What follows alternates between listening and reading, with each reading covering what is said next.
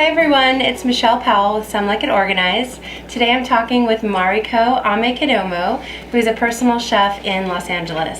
It smells wonderful in here, and today she made, what are these? These are persimmon cranberry cakes. Oh, they're so good. Oh my gosh, so start by telling us about your background and how you got into being a personal chef. Well, I've had a small catering company on the side for about the past 5 years. And in that time I was doing other things. I was studying finance and marketing. And within this last year though, I decided just to focus on food full time and started doing a lot more private chefing. So I started kind of switching over from the catering side of things to private chefing. Nice. Well, what's your favorite thing about having your own catering business? Being my own boss.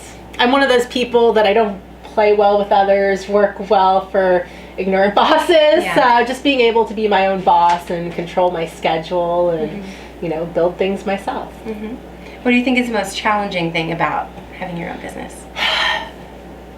Probably having to do everything myself. I know a lot of different things when it comes to the marketing side and the business side and the cooking side and the event side. So I find myself having to do things myself. And even though I'm really busy right now, not this second, I don't have an assistant or a staff to do it all for me. Yes, very soon. But for right now, the challenging part is just trying to do everything myself and having a little bit of personal time to myself. Nice. So how do you stay organized with all the events that are going on?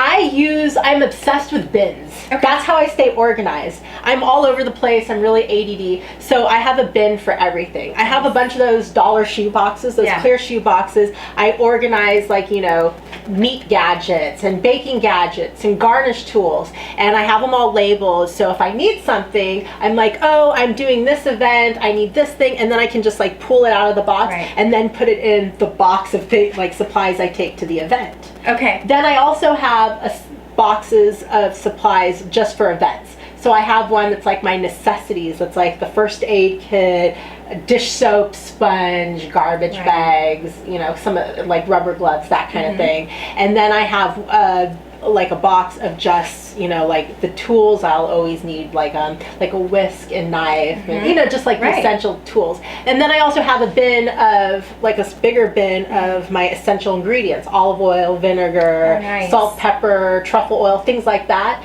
So when I go to events, I have some big Rubbermaid bins, and then it's okay, here's my essentials kit, here are my tools, here's my appetizer garnish tools. I put that in there, put my ingredients in there, so I just can put my big crate on my dolly, and then I'm ready to go.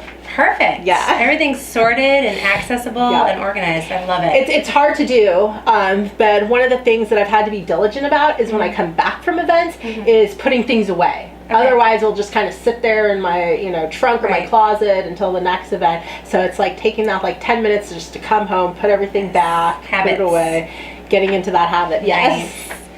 Now, Mariko, are you naturally organized, or did you have to learn some techniques to kind of keep up with the productivity? I'm the most unorganized person in the world. I always have been. I'm always kind of all over the place. I find calm in piles of stuff, but I've just had to practice and work really hard on it. It's a challenge. That's great that you did practice and you made it kind of a strength in your business. And I know when I'm not organized, things are so much harder for me. I have a big event tonight, and I'm running around crazy, and things are happening. And if I had just been a little bit more organized, planned ahead, and had all my things together, it would have been a lot easier. So it's just it's really hard. Just learning kind of the tools. Switching habits, it takes a long time. Yeah. But you got to stick with it. So I think you're doing great. Thank you. And now, besides your wonderful creations, what do you think makes your company and you as a chef successful? I think I make it successful, just my personality.